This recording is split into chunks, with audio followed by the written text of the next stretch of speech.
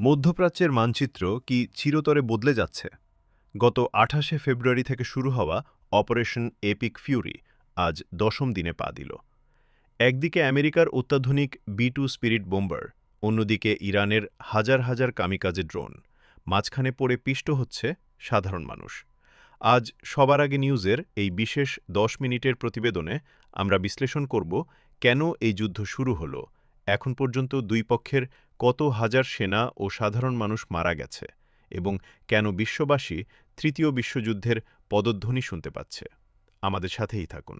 শুরুতেই নজর দেব নিহতের সংখ্যার দিকে।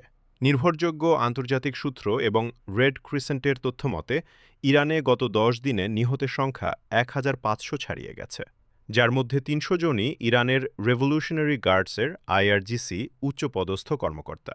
তেহরান, ইস্ফাহান এবং শিরাজ শহর এখন কার্যত ধ্বংসস্তূপ। অন্যদিকে ইরানের পাল্টা হামলায় ইসরায়েলের হাইফা এবং তেল আবিবে অন্তত ১৮ জন নিহত হওয়ার খবর পাওয়া গেছে। আমেরিকার সেন্ট্রাল কমান্ড CENTCOM জানিয়েছে, ইরাক ও জর্ডানে অবস্থিত তাদের ঘাঁটিতে ড্রোন হামলায় ৭ জন মার্কিন সেনা নিহত এবং বহু আহত হয়েছেন। সবচেয়ে বড় প্রশ্ন, ইরানকে এখন চালাচ্ছে কে? সুপ্রিম লিডার আয়াতুল্লাহ আলী খামেনির মৃত্যু সংবাদটি নিয়ে এখনও ধোঁয়াশা থাকলেও তেহরানের ভেতরের সূত্রগুলো বলছে সরকার এখন পুরোপুরি অকার্যকর। বর্তমানে একটি অস্থায়ী সামরিক কাউন্সিল দেশের দায়িত্ব নিয়েছে। প্রেসিডেন্ট ডোনাল্ড ট্রাম্প ওয়াশিংটনে এক সংবাদ সম্মেলনে সাফ জানিয়েছেন, ইরানের বর্তমান শাসন ব্যবস্থার পতন না হওয়া পর্যন্ত এই অপারেশন থামবে না।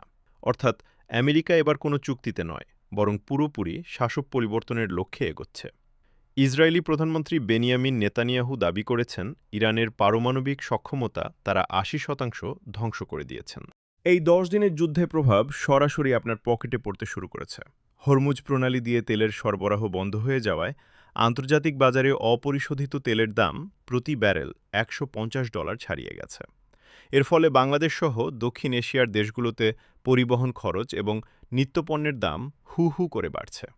জ্বালানি বিশেষজ্ঞরা বলছেন, যুদ্ধ যদি আরও ১৫ দিন স্থায়ী হয় তবে সারা বিশ্বে তেলের হাহাকার শুরু হবে। ইতিমধ্যে চীন এবং রাশিয়া এই হামলার তীব্র নিন্দা জানিয়েছে এবং অবিলম্বে যুদ্ধবিরতির দাবি তুলেছে। যুদ্ধের সবচেয়ে করুণ দৃশ্য দেখা যাচ্ছে লেবানন এবং সিরিয়া সীমান্তে। ইসরায়েলি বিমানবাহিনী হিজবুল্লাহর আস্তানা সন্দেহে লেবাননের বৈরুতে ব্যাপক বোমাবর্ষণ করছে। সেখানে নিহতের সংখ্যা ৫০০ ছাড়িয়েছে। লক্ষ লক্ষ মানুষ বাস্তুচ্যুত হয়ে জর্ডান ও তুরস্কের দিকে পাড়ি জমাচ্ছে। জর্ডান তাদের সীমান্ত বন্ধ করে দেওয়ায় হাজার হাজার শরণার্থী এখন খোলা আকাশের নিচে মানবেতর জীবনযাপন করছে। জাতিসংঘ সতর্ক করেছে যে এটি চলতি শতকের সবচেয়ে বড় শরণার্থী সংকটে রূপ নিতে পারে। তাহলে কি হতে যাচ্ছে আগামী কয়েকদিনে? রাজনৈতিক বিশ্লেষকদের মতে, ইরান যদি দ্রুত আত্মসমর্পণ না করে তবে আমেরিকা আরও বড় ধরনের স্থল অভিযান শুরু করতে পারে। অন্যদিকে ইরান তাদের হাতে থাকা শেষ অস্ত্র হিসেবে পারমাণবিক বিস্ফোরণ ঘটানোর হুমকি দিয়ে রেখেছে। পৃথিবী কি তবে এক মহাপ্রলয়ের দিকে এগিয়ে যাচ্ছে? আপনার কি মনে হয়, আমেরিকার এই হস্তক্ষেপ কি সঠিক, নাকি এটি একটি স্বাধীন দেশের ওপর অন্যায় আক্রমণ? কমেন্ট বক্সে আপনার মূল্যবান মতামত জানান। আর সবার আগে সব খবর পেতে আমাদের চ্যানেলটি সাবস্ক্রাইব করে রাখুন। দেখা হবে পরবর্তী বিশেষ আপডেটে। ধন্যবাদ।